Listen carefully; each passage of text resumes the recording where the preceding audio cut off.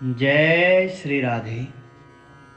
श्रीमद् भागवत महापुराण के महात्म्य के पंचम अध्याय के आज हम 5, 6, 7 एवं 8वें श्लोक पर चर्चा कर रहे हैं। पूर्व श्लोकों में हमने श्रवण किया कि जब आत्मदेव वन को जाकर भगवत भजन करके मोक्ष को प्राप्त हो गए, तब धुंधकारी ने अपनी मां धुंधली को जलती हुई लुकाटे से मारा, धन के विषय में पूछा। उसी के दुख से उसने कुएं में कूदकर आत्मदाह कर लिया। आत्मदेव वन को चले गए, धुंधली ने आत्महत्या कर ली और गोकर्ण तीर्थ यात्रा पे चले गए। अब धुंधकारी अकेला अपने घर पे रह गया।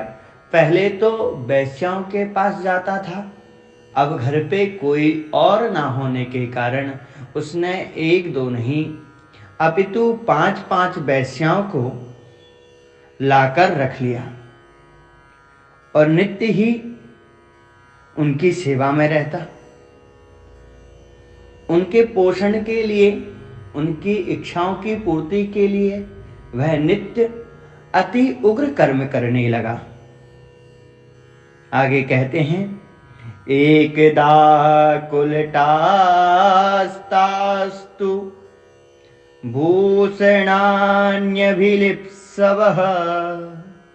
तदर्थं निर्गतो गेहात् कामान्धो मृत्युमस्मरन्। एकदा, एक दिन की बात है, ताह कुलटाह, उन वैश्याओं ने भूषणानि अभिलिप्सवः, बहुत सारे गहने और धन की इच्छा की। धुंधुकारी से कहा कि प्रिय, हमें गहने और धन चाहिए।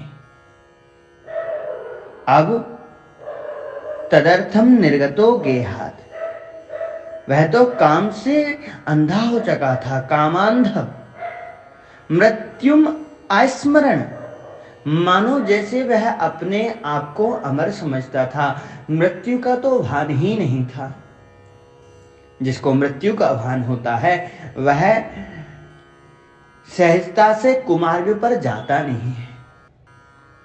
अतः मृत्यु के भय को विसार कर उस धन को इकट्ठा करने के लिए गेहात् निर्गतः, अपने घर से निकला।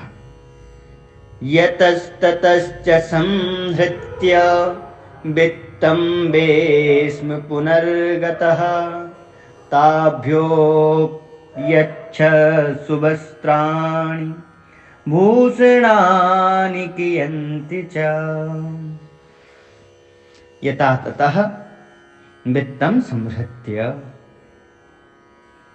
यहां वहां से धन को चुराकर, समहृत्या, सम्यक रूपेण हृत्या, कहीं चोरी की, कहीं डकैती की, कहीं ठगी की, ऐसे करके कहीं छीना, कहीं झपटा। पुनर्वेश्मः आगतः, फिर अपने घर में आ गया। और ताभ्यो, उन वैश्याओं को, 5 वैश्याओं को सुवस्त्र भूषणानि यच्छत, दे दी। बहुत सारी थी। और जब इतने सारे धन को देखा तो बहुवित्त चयं दृष्ट्वा रात्रौ नार्यो व्यचारयन् चौर्यं करोत्यसौ नित्य मतो राजा ग्रहीष्यति।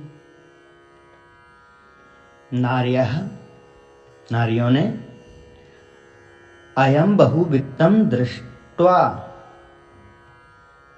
जब उन वैश्याओं ने बहुत सारा धन देखा तो रात्रौ विचारयन्, रात्रि में विचार करने लगी।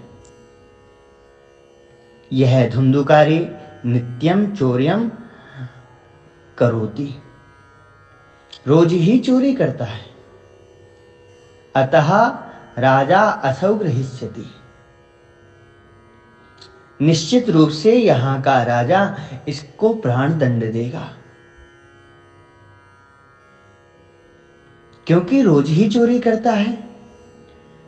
वित्तं हृत्वा पुनश्चैनं मारयिष्यति निश्चितम् अतोऽर्धगुप्तये गूढमस्माभिः किं न हन्यते। और जब इसको पकड़ लेगा तो पुनः ऐनम वित्तम हृत्वा इसका धन छुड़ा लेगा और निश्चितम मारयिष्यति, और संदेह नहीं है कि इसको प्राण दंड भी देगा।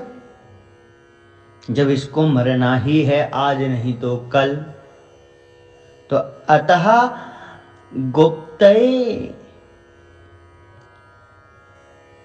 इसलिए गुप्त रूप से रहस्यमय पूर्वक गूढ़ अस्माभि किम न हन्यते,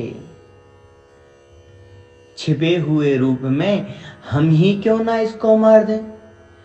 देखो, राजा अगर इसे पकड़ेगा तो इसको भी मारेगा, धन भी छीन लेगा और हमें भी सजा देगा। लेकिन यदि हम ही इसे मारें तो हम स्वयं भी बच जाएंगे, धन भी बच जाएगा, और इसको तो आज नहीं तो कल मरना ही है। ऐसा दुर्विचार वह अपने हृदय में लाए। और आगे क्या किया हम अग्रिम श्लोकों में श्रवण करेंगे। जय श्री राधे।